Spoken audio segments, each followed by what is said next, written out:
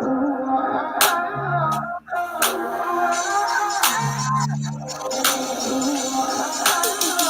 everybody. Welcome to another awesome episode of Youth Connect. I'm Aiden, I'm Kevin. I'm Logan. And I'm Jeffrey. and welcome to our Youth Connect. Hello, everybody. I hope you're excited for another fun and awesome episode of Youth Connect. Now, I will say in advance, we will not be having Nibras or Joshua, but it is okay because we can always help each other out. Now, what is Youth Connect? Youth Connect is a news, interest, entertainment show that was created during the pandemic for the community, by the community, and everyone here of all abilities is ready to share with you some awesome news that you wouldn't usually hear on a regular broadcast. We're going to have some gaming news, some live music, some cooking knowledge, some facts of the week.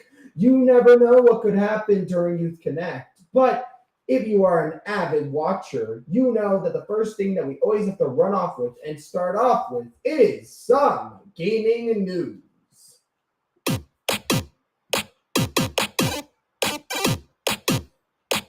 All right, guys, to celebrate the upcoming month of October, because if you guys know, we have an awesome event coming up. What is it? It's Halloween.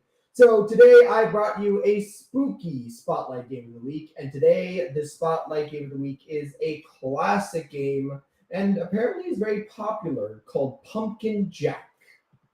By the way, it's 80% off on the Steam website, so recommend checking it out. Pumpkin Jack is a spooky, scary 3D platform in which you embody Jack, the mythical pumpkin lord.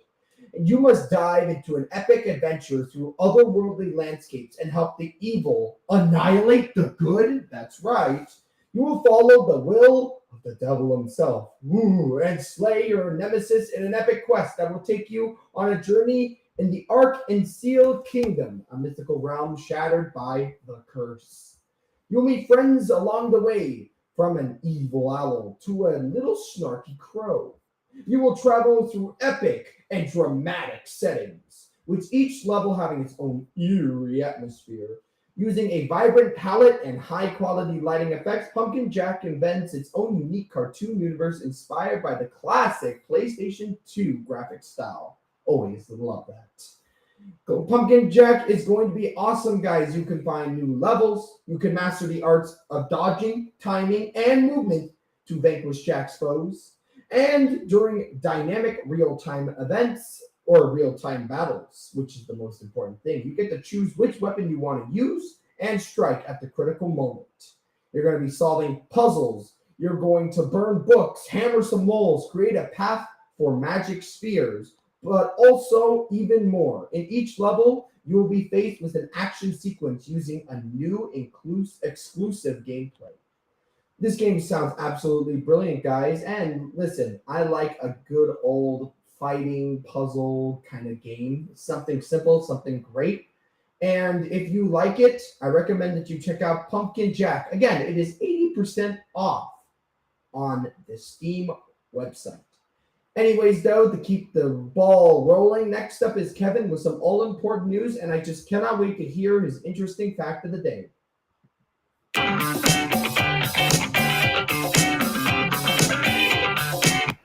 Hello, everyone. Welcome to Youth Connect with me, Kevin Aroja. So let's get right into the headlines. The Airbnb taking steps to crack down on Halloween parties in Toronto again this year. Heather Reisman marks Indigo comeback with new store following the leadership turmoil. The Ontario Public High School teachers head to arbitration for a new contract. And least but not least, Toronto Raptors to kick off 2023-24 season tonight with the new coach, Darko Rajakovic. Airbnb says people looking to host a Halloween bash at a property on the platform will face additional hurdles again this year as the company cracks down on parties. In a news release, Airbnb said once again this year it will be blocking users from booking 1 or 2 nights reservation on Halloween at select properties on the platform. Airbnb said last year approximately 2,500 people were deterred from booking, an entire home listing on Airbnb in Toronto on Halloween to stop people from hosting parties. Airbnb said suspected party booking will also be blocked in other parts of the province and country. According to the company, last Halloween, approximately 7,000 people in Ontario and 14,600 people across Canada were blocked from booking properties thanks to its anti-party system. The strollings between rows of books and a seemingly endless array of other wares at Indigo Books and Music Incorporated, newest stores in Toronto's The Well building on Thursday, Heather Reisman is in her element. She admires art from local customers that hangs atop the store's stationery section, toggles a jukebox to play Beatles Midler's 1990 hit from a distance, and fantasizes about dictating space in the kids section from arts and craft. Having operated 171 stores in her company's 27 years in business, the John's Around the Well location may seem unremarkable, but for Reisman, is the first stage of a comeback for herself and her beloved empire. It wasn't long ago that Reisman gave up control of the Toronto-based bookstores she started in 1996, when, which she expanded into a lifestyle retailer where you can buy toys, wooden bed frame, cast iron Dutch ovens, and collagen powder. Reisman served as a chief executive of Indigo until last year, when Peter Ruiz, a retail executive with experience at John Lewis, Anthropology, and Jigsaw took over. Reisman left the business board in August, calling the move to retire one of the toughest decisions a founder must make. While Reisman retained many of the elements Ruiz had planned, the plants, pinball, and Pac-Man machines are nowhere to be found a day. Before opening, an art installation by Canadian artist Kent Monkman is coming soon. Ontario's public high school teachers are now turning to binding arbitration to get a new contract, as bargaining has concluded with the union unable to reach a negotiated deal with the province. The Ontario Secondary School Teachers Federation agreed to a novel process that eliminates the possibility of strikes during a bargaining and for the next 3 years. The union ratified a deal last month with the government that would see negotiations continue until October 27th, after which any outstanding issues could be decided by an arbitrator. The last day of talks before that date wrapped up on Wednesday. Both Union President Karen Littlewood and Education Minister Stephen Lachey said the parties made good progress recently in negotiations. The agreement to use arbitration will also see the teachers get a remedy for lost wages until under a wages restraint law known as Bill 124. Throughout, the details haven't been made public. The three other major teachers' unions to have so far rejected the idea of using binding arbitration, and talks with them are continuing. There has been some movement at those bargaining tables, Lachey said, though it has been slow. And in sports news, a new era of the Toronto Raptors rolled on Wednesday when they kicked off the 2023-24 NBA season, but just what this new version of the team will look like is still unknown. Nick Nurse was fired as Toronto head coach on the 21st of April, shortly after the Raptors were bounced from the play-in tournament by the Chicago Bulls. Months later, veteran point guard Fred VanVleet, Toronto's de facto captain for the past 3 seasons, left the team for the Houston Rockets via free agency. Those 2 departures effectively brought the championship era of the Raptors to an end, although some key players like Pascal Siakam and OG Anunoby remain from the 2019 NBA Finals team. The new head coach, Darko Rajakovic, had recently signed up point guard Dennis Schroeder will lead a different team on the court Wednesday when Toronto hosts the Minnesota Timberwolves at Scotiabank Arena in both teams' season opener. Siakam led the team with 24.2 points per game last season and was second with the 7.8 rebounds per game. Behind center Jakob Poeltl, he said that Rajakovic's arrival in Toronto reminds him of when Nurse took the team over from former head coach Dwayne Casey in the 2018 offseason. In today's weather forecast, we've got a mix of sun and clouds this afternoon. The temperature is now 21 degrees. And tomorrow we will get mainly sunny. The temperature will be 13 degrees. And now for the new topic for an interesting fact. I'm going to talk about my favorite, marshmallow. It's my favorite treat for s'mores as well. Well, let's talk about marshmallows. There is nothing better around the campfire than gooey toasted marshmallows. Nobody is sure when marshmallows were invented, but ancient Egyptians have mixed sap and mallow root for sore throats. Back then, they were considered special. Only kings and other noble people were allowed to eat them. But what is a marshmallow created? The marshmallow is a candy. Yup, a candy. That is usually made out of sugar or corn syrup, water, gelatin that has pre-softened in hot water, dextrose, and flavorings, whipped to a spongy consistency. Marshmallows are used in several types of candies, on foods or some drinks such as hot chocolates. Today, marshmallows are enjoyed by everyone, but here are some yummy or delicious facts to celebrate the day with. The first fact is once more, you get it? S'more. Probably the most famous marshmallow treat is the s'mores, my actual favorite. That is short for some more. How do you make s'mores? Easy. Just like a sandwich. Toasted marshmallows and a chocolate between two graham crackers. No one knows who made the first s'mores, but you could ask someone. They published the first original recipe for them back in 1927.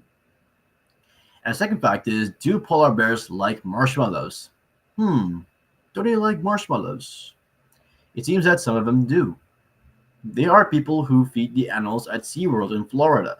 They usually feed them healthy foods like fruits and vegetables, but sometimes they give the polar bears marshmallow as a tasty treat. Wonder if they toast them first. The last fact is there a marshmallow a world record? Well, yes. There are a lot of weird facts about marshmallows. The strangest might be the Guinness World Record for farthest marshmallow nose blow, or other challenges like Chubby Bunny Challenge. Yes, you read that right. One person blew a marshmallow out of their nostril. It flew 5.46 meters through the air. Another person caught in their mouth. Yuck. So anyway, with that we come to the end of my segment. Tune in for next week's news, weather, and a very own interesting fact. I'm sending you back to Aiden. See you on Friday. Hey guys, so I want to talk about this real quick. I love marshmallows. Marshmallows are absolutely delicious. But did you know there's only one marshmallow company that kind of overrules everybody in the realm of flavors? And that crown probably has to go to Peeps, because Peeps has gone above and beyond, with some things going as far as creating something called hot tamales flavor and fruit punch and sour watermelon and sweet lemonade and bubble gum and wild berry and party cake and Dr. Pepper. That's a lot of marshmallow flavors. And I will have to say, out of all of your favorite marshmallow dishes, or if you guys even have a favorite marshmallow, can you guys tell me? What's your favorite marshmallow, guys? Do you have a favorite marshmallow or a marshmallow dish? In the chat, and of course everybody here. No, not Not really really. a big fan of Not marshmallows, really. Jeff? That's okay. That's okay. Well, I do. I like s'mores. You like S'mores s'mores? sounds delicious. And what That was about the funny how curry? you Yeah, used it s'mores is in a really sentence. good. That was funny. Oh, what? I said that was funny how I used s'mores in the sentence. That was funny. Yeah, I did like the joke. We always Yeah, love a I like the little corny joke here and there, or any good jokes coming around. That definitely was in that good joke category. A little bit corny, but it's a good corny. Yeah. And Mase, I see you there, Logan. Do you have a favorite marshmallow or marshmallow dish? Uh, I do have a dish coming up. You'll be seeing it cooking up on Saturday. Oh, I'm excited to hear. It sounds pretty interesting. All right, gotta keep the train moving. Next up is your second gaming news. So, guys, if you know with Nintendo, Nintendo isn't really the best company when it comes to the competitive scene of Super Smash Brothers. And there has been a lot of tense moments, tournaments being canceled, modified versions of the game being completely destroyed or completely removed. And something has been happening in the world of the gaming world. And let me just say that they are really, really showing that they have not improved at all. So I feel like it has been or has hit an all-time low. Fans of the company's enormously popular fighting game franchise are collectively freaking out about a new set of tournament guidelines that some believe would essentially destroy the existing Smash esports scene. And I agree. Posted on October 24th on Nintendo's UK, Japan, and North American websites, the rules strict limits on all community tournaments, according to the new guidelines. In addition to being non-profit events, Smash tournaments would also be limited to only 200 participants, unable to set prices above 5,000, unable to have sponsors, and forbidden from using modified versions of Nintendo games like the popular Project M hack of Super Mario Bros. Melee. Tournament organizers wouldn't be even allowed to sell food, beverages, or merchandise. Now, when the guidelines obviously don't ban all commercial tournaments outright, they do require the companies behind those events to get special licenses directly from Nintendo. However, the company states that it's up to Nintendo's sole discretion whether or not a licensee will be granted to a corporation or organization. Basically, meaning if we think your corporation is good enough, then we will give you the pass. Given Nintendo's track record, and it's really not a good one, many fans are worried that this will lead to some of these restrictions to trickle down to the bigger esports events or make holding a Smash Bros. Tournament too much of a headache to even bother with in the first place. And I know a lot of people that have been hosting these events are really, really upset. Honestly, I'm not big into Smash Bros. Anymore, and just hearing that the Nintendo is doing its usual thing of banning its community from stuff is nothing too shocking. But they've been taking jabs at Nintendo Smash Bros. Tournaments since 2007. So it's been quite a while since they've been doing this. I hope Nintendo really kind of curves it because this rule is really, really big pain in the butt, especially if you're hosting tournaments with each other. But listen, guys, you can't always have positive gaming news, and it's really important because a lot of people host events.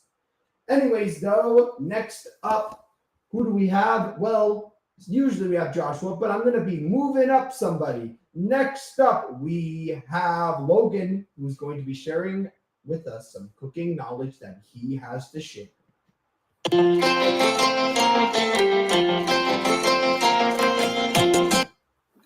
Hello, Youth Connect. I'm Logan. And folks, we are only 4 days away to the big day, the day of the pumpkins and the trick-or-treatings and all the little ghosts and goblins in costumes. So, you've probably at some point wondered to yourself, what is the origin of this act that we do every October 31st? What is the history behind trick-or-treating? And folks, today I am here to enlighten you with that information. So the custom of trick-or-treating started sometime during the 1930s. At the time, households would give out a lot more than just candies, actually. They would give out stuff like cakes, pastries, fruits, nuts, and even some toys to the children that walked to their doors.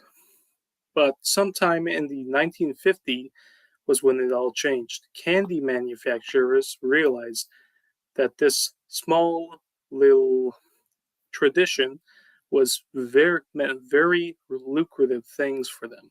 And so they started to promote their products for trick-or-treating. And this was very successful as it gave homeowners a much cheaper and much lower effort option to give out. Nowadays, factory-made candy is pretty much the only thing that's ever considered acceptable to give out on Halloween. Nowadays, people are worried about boogeymen and ne'er-do-wells lacing anything that is homemade with harmful substances. So normally, it's only really accepted nowadays to to give out factory-made candy. So that was just a little short history lesson on Halloween. But before I go, I decided that I would do another bit of history, going through some of what was considered the most popular and the biggest Halloween treats throughout the decades. I got treats from 1980 all the way up to 2020. So, back in 1980, the biggest Halloween treat that was the talk of the town was something called runts. Now you're probably wondering, what is runts? Well, this is runts. They are little hard fruit candies that are shaped like the fruits they're flavored with. The original lineup, which is pictured over here, consisted of bananas, grapes, strawberry, orange, and lime. Although over time, new flavors would be introduced, including stuff like watermelon, blue raspberry, and mango. Now, in the 1990s, the biggest treat to give out on Halloween was Pop Rocks. These are tiny fruit-flavored pebbles that have actual pressurized CO2 gas embedded inside them. And what this would do is once you pour it into your mouth and it dissolves on your tongue, in your saliva, it would create that titular little fizzy popping sensation that you hear. Next in the 2000s, the biggest treat was candy corn. These are small pyramid-shaped candies, and they are flavored with honey, sugar, butter, and vanilla. I know it's a bit of a contentious treat for some, but I don't mind them. I'll eat them if they're available. What you probably didn't know about candy corns is the reason why they're called that. And that's because if you stack them like a cylinder, it would look like a corn on a cob. I have a picture right here. The things you learn sometimes. The things you learn. So moving on to the 2010s, and the biggest candy bar for Halloween was Snickers. This was a gooey nougat. Nougat is this little white layer you see at the very bottom, mixed with caramels and nuts, and it's enveloped in a layer of chocolate. It's the perfect treat for when you're down in the dumps, because as the commercials say, eat a Snickers, you're not you when you're hungry. And so finally, most recently, the biggest treat of the 2020s is Reese's Peanut Butter Cups. Now, we all know these. We all love these. These are my personal favorites. They're my treats. A delectable disc of peanut butter enveloped in chocolate. It is a classic. So anyway, that would conclude my little lesson on the history of trick-or-treating and the biggest treats over the decades. So that would do it for today. Happy Halloween, everybody, and back to you, Aiden. You're making me hungry, Logan. I love Reese's Cups. They're my favorite thing in the whole wide world. Now, I'm going to be real with you. I don't see the hype of candy corn. Candy corn just, like, it's so sweet, and it's really hard to eat sometimes. So, I mean, I feel like it would have been easier for a lot of, like, younger kids. Sure, that sounds delicious, but now that I've gotten older, I'm like, dear Lord, that is very, very sweet. Now, I do understand Runts and Snickers, but I've never seen Runts before. It has been gone and lost to history, and it's so sad to see it go. But I do agree with you on Reese's Cups. Those are my favorite, and I guess they're your favorite as well. In the you guys, what are your favorite Halloween candies? You guys know? You know your favorite? My favorite had to be Kit Kat. Kit Kat? A simple Yep. choice. What about you, Jeff? I like Aero bars and probably Smarties. Oh, what a great choice. Oh, sounds delicious. All right, guys, let's keep the train moving. All right, third gaming news. Today we have a board game of the week, not a phone game, because you know what? I wanted to do something. I was a little bit goofy, and I saw this board game, and I was like, "Oh, this looks absolutely brilliant." Today's board game of the week is Keep the Heroes Out. So, guys, this is an asymmetric cooperative dungeon defense game for 1 to 4 players where you play as the monsters protecting their hard earned treasures against invading hordes of looters, or as other people call them, heroes, trying to steal it. In their turn, players can draw 5 cards in play, and these cards allow them to move, activate the tiles they are about to perform, the tiles' actions, attack heroes, and to move their units around. And after each player draws and performs cards from the heroes deck, your goal as a team in every scenario is to survive the 3 levels of threat from the invading heroes by protecting the treasures in each room. If all the main treasure, or actually all the treasures, but more specifically the main treasure is taken, the game ends and you lose. But if you manage to protect the treasures for long enough, you all win. What a simple game, guys. It reminds me of a game called, I forgot what it was called, but I have version 1 and 2, and you're the monster defeating the heroes, and you're making your own dungeon. So honestly, if you want a cool board game just to pass the time, if you're ever feeling bored, I recommend checking out the board game of the week. Keep the Heroes Out! All right, usually I would say next up is Nibras, but I am here to support and bringing you a movie review. So if you guys may have checked, I watched this movie yesterday, and today's movie review is the FNAF movie, Five Nights at Freddy's movie. Now, I went to the Five Nights at Freddy's premiere last night with my dad, Mr. P, as everybody calls him. And truth was, my dad was a little scared, and I thought maybe the movie could have a little bit more jump scares. Let me be real, a little more scare. But the game references in the movie was absolutely fantastic. Now, I bet you're wondering, wait, what the heck is Five Nights at Freddy's? Well, it's a famous game made by Scott Cawthon, but I won't bore you about the constant lore about Five Nights at Freddy's and just tell you the basis. Basically, this movie is all about a troubled security guard that begins working at the famous joint Freddy Fazbear's Pizzeria.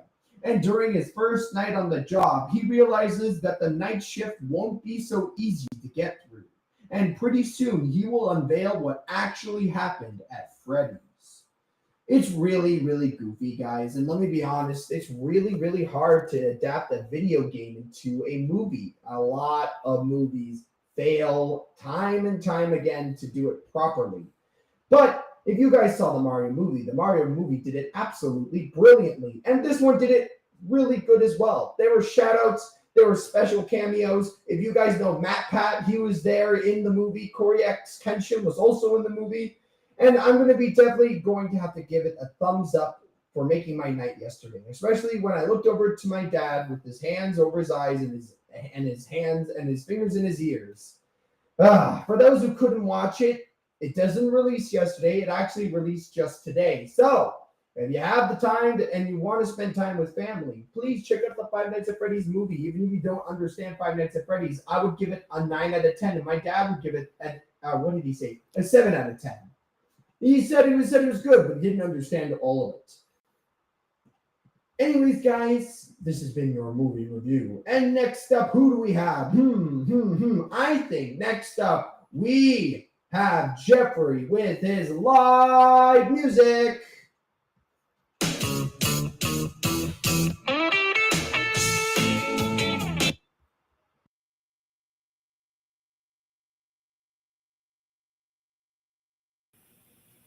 Sorry about that. Hi, everybody. This is Jeffrey, your live media, to have some fun with some music. So I got a new song to perform called "It's Okay, It's All Right." Hope you like it. It's a new original song.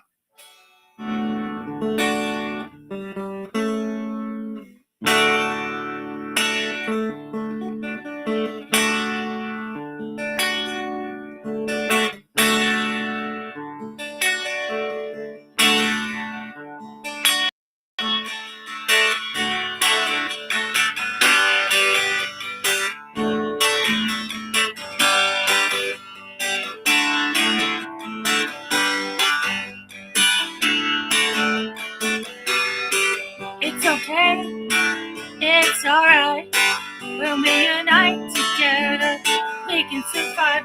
Raise your hearts towards the sky and reshape all that makes you wonder why. Why do we harm the earth in pursuit of green?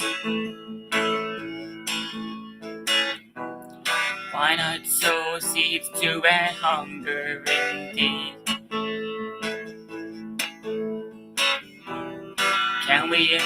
Can we educate with knowledge as our tool?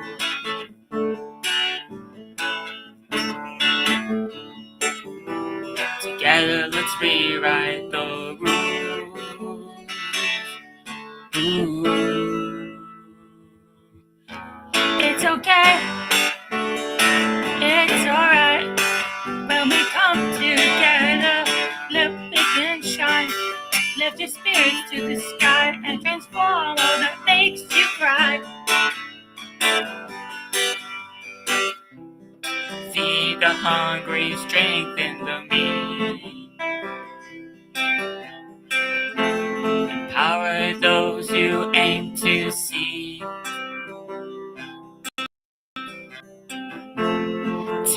We need peace, love one another. As we unite front, we stand together. As a force, we're well prepared to comfort what's unjust and unfair. Open your eyes, let your voice be heard. Liberate your thoughts, let the truth be your word. It's okay, it's alright, it's alright, it's okay. When we stand as one, we'll find our way. Let your dreams touch the sky. Together, we chase away the lie. It's alright, it's okay. When we stand as one, we'll find our way. Let your dreams touch the sky. Together, we chase away the why.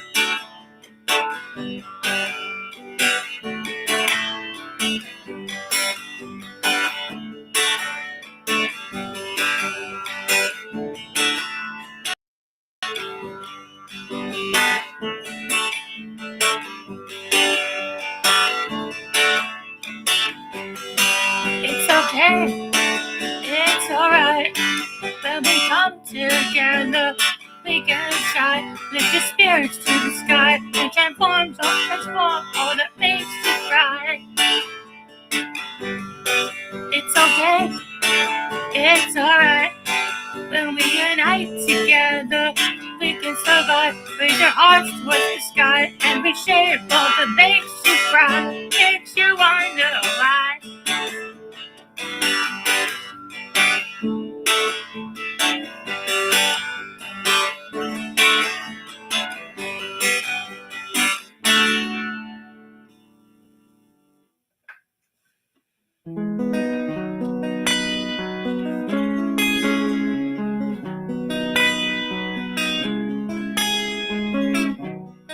In the face of adversity, we'll find our way. And hand in hand, we'll light the path each day. Together we'll mend what's torn apart. Healing wonders with love from our heart. When the challenges seems too immense, remember together we'll have the defense. With hope in our hearts, we'll overcome. as one will rise, shine like the sun.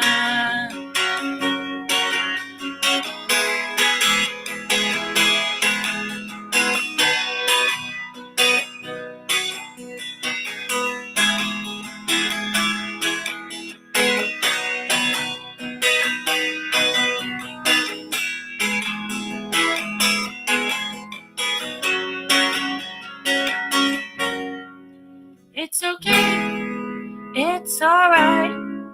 When we unite together, we can survive. Raise your voices, don't be shy. Let it unite, reach the highest sky. In harmonies, our dreams will never die. It's okay, it's alright. When we unite together, we can survive. Raise your voice, don't be shy. Let your night reach the highest heights. In harmonies, our dreams will never die. It's okay, it's alright. When we unite together, we can survive. Raise your voice, don't be shy. Let our unite reach the highest sky. In harmonies, your dreams will never die.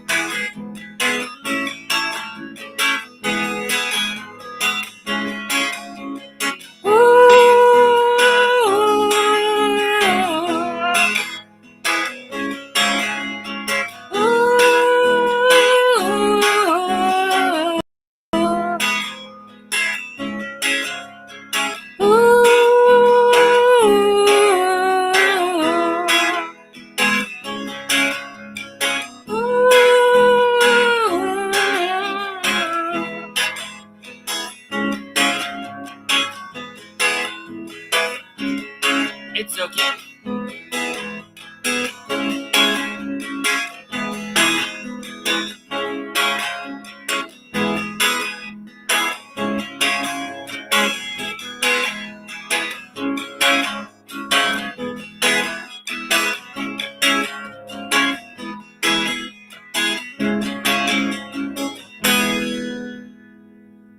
Thank you, everybody. This is Jeffrey, your live musician. I'll see you all next week, and make sure to check out my website, jeffreyinkerman.com. Thank you very much, and I'm sending it back to you, Aiden. Bye, everybody. Jeff, that was absolutely amazing. It was a new spin on It's Okay, It's Alright. And let me just say, it sounded like an entirely new song. I absolutely loved it. It was amazing, Jeff. And honestly, great work. You know what? We wanted to change it up. We wanted to change it up so it wasn't we can stand together, we can fight. We wanted to make it more we can strive as a group. And you really captured that. I'll take a quote from the song, It's Okay, It's Alright. When we stand together, we can strive. Because if we stand together as a group, as a community, then we can strive. Honestly, it's a song that we need in our world today. And thank you so much, Jeff. Other than that, guys, if you know what that means, this has been the end of our awesome Youth Connect episode. If you like Youth Connect, make sure to like, comment, and subscribe. And don't forget to click the notification bell. Other than that, guys, I hope you have a great rest of your week. I may be seeing some of you guys tomorrow, and we will see you all next Friday. Bye, guys. Bye. Bye-bye.